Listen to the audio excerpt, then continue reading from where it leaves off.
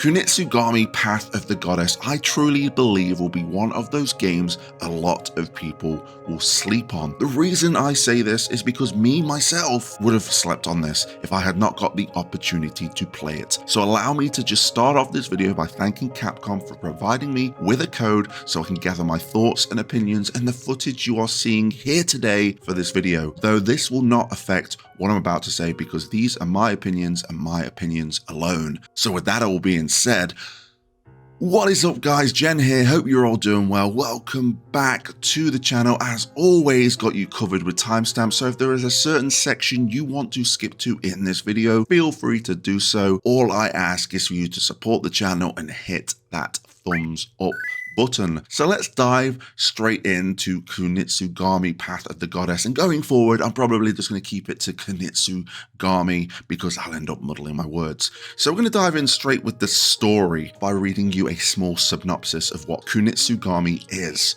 Witness an epic clash between the spirit realm and a mortal man as the villagers of Mount Kafuku fight to cleanse the holy mountain on which they live. Foul creatures called the Seath have besieged the mountain, drawn to the defilement that has spread throughout the villages. To purify a land and seal away the Seath, the maiden Yoshiro must perform a rite of cleansing, but she requires a guide to clear her path. And that's pretty much the story in a nutshell. My feelings towards the story, I've not really been following it. There's a few brief cutscenes here and there kind of depicting what's happening as we are going through our journey down the mountain and cleansing from the Seath. But apart from that, I've not really been vibing with the story. It's the gameplay where it's at. So I'm going to move straight on to that gameplay. And there's a lot to it because a lot of people don't know what this game is, but in a nutshell, it is essentially a tower defense game and an action RPG. So let's break that down. What you'll be doing in this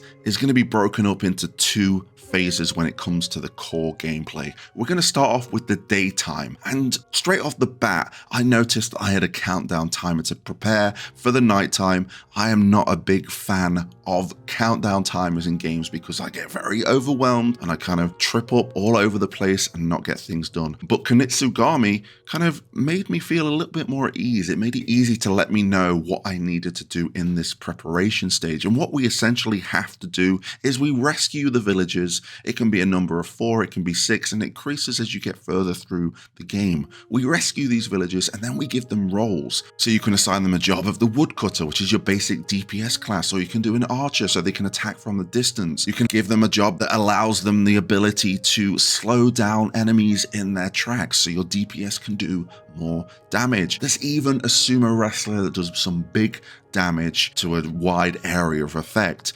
There's lots to choose from, and you unlock them as you go along. So now you've assigned those jobs, you need to place them where you feel is best for the situation, because what we're essentially doing is we're carving a path for Yoshiro to go and cleanse the gate. So essentially she is your tower and she is moving. While you're doing all this and you're cleansing things left, right and center, you'll be gathering crystals. You need those crystals to carve the path. You need those crystals to assign the jobs, and you need those crystals to get by quite smoothly. If you cleanse everything and get all the resources that are out there, you get a nice little reward, a bit of equipment that can help you out for the next battle. So you've placed your units, you're ready for the nighttime phase. You can speed up time if you're already ahead, or you can just simply wait it out. And if you run out of time, your back's going to be against the wall. But the fact that we have the ability to control our character as well as manage the units lifted a weight off my shoulders, I guess I could say. So we're in the night time now, and again we need to defend Yoshiro from the Seath, because if she gets damaged and she gets downed,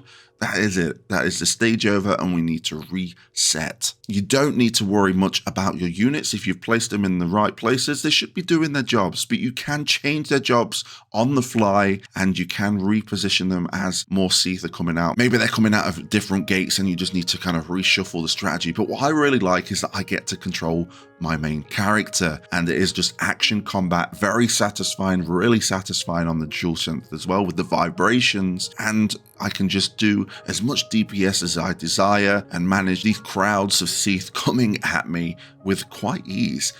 Now I say with ease, it just indeed get harder. We do need to shake up the strategy ever so slightly as we go along the game, but that is the core gameplay mechanic, and I really truly think that it is the action gameplay that has won me over. Tower defense games aren't my go-to games, but I have enjoyed managing my units to make things a little bit more satisfying. So when I am slashing away and mashing my buttons and getting rid of the Seath, I don't need to worry about other Seath coming in at other angles because I have them covered. Once you've defeated the wave of Seath and you haven't got your Shiro to go all the way to the gate, you rinse and repeat. It's daytime again. You've collected crystals from the Seath, so you can carve the path to the end. You can shuffle up the jobs a little bit more if you want to, and you go in again. And to be fair, I found it quite satisfying, especially when it comes to getting more equipment, because you can truly choose to put more time into the units as opposed to you, so you can sit back and relax and watch them do the damage, or you can invest in yourself. You can not really bother about assigning the villagers any jobs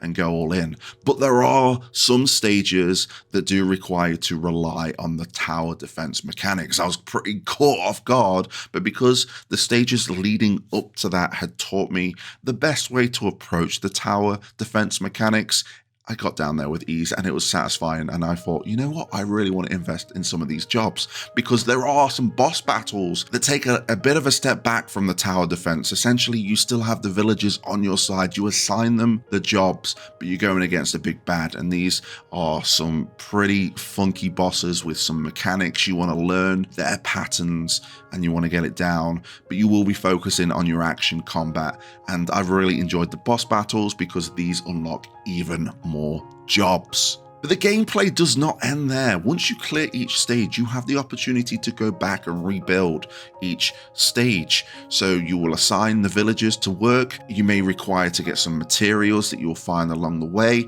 and you just have to go off and do a battle and come back. You might have to do 2 battles and come back. And as you rebuild these stages, you get rewards from your Shiro for doing this. And again, it's equipment to either benefit you as a character or benefit the villagers as you kind of place them for the tower defense mechanics. I want to spend a little bit of a moment talking about some of the extras, because I really like games that come with some extras that give it some charm.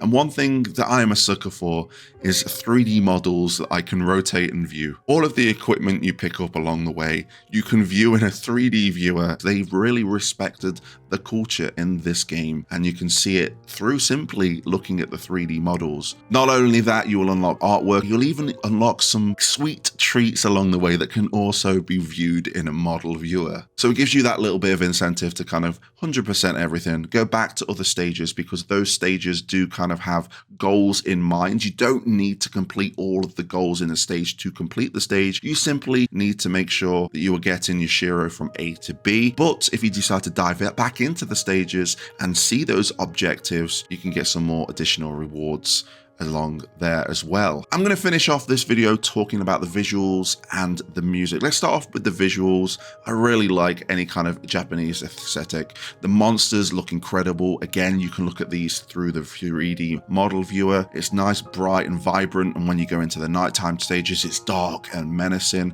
I really like it. And the music, to be fair, you've been hearing the same piano track throughout this music because it's calm and it really feels out the vibe of this game, especially the peaceful moments of the game. But it does get dark and it does get menacing, and it does add to the game overall. So there we have it, Kunitsu-Gami, Path of the Goddess. There we go. I got the full name one more time in the video. I'm happy with that. I do, again, think this is a game that a lot of people are going to sleep on. I'm going to carry on through this game because this is one of those games that you can just go back to, clear a stage, go back, do some more objectives, and I'm going to continue to do that. I really think that you should try out the demo because there is a demo out there. See how you feel about the game. Maybe it isn't your game, but I really do think you should give it a chance because there is an addictive gameplay loop here. So let me know your thoughts in the comment section below. If you enjoyed the content, please consider subscribing, hitting that notification bell, getting involved in the comments down below. And until next time, I'll catch you on the flip side.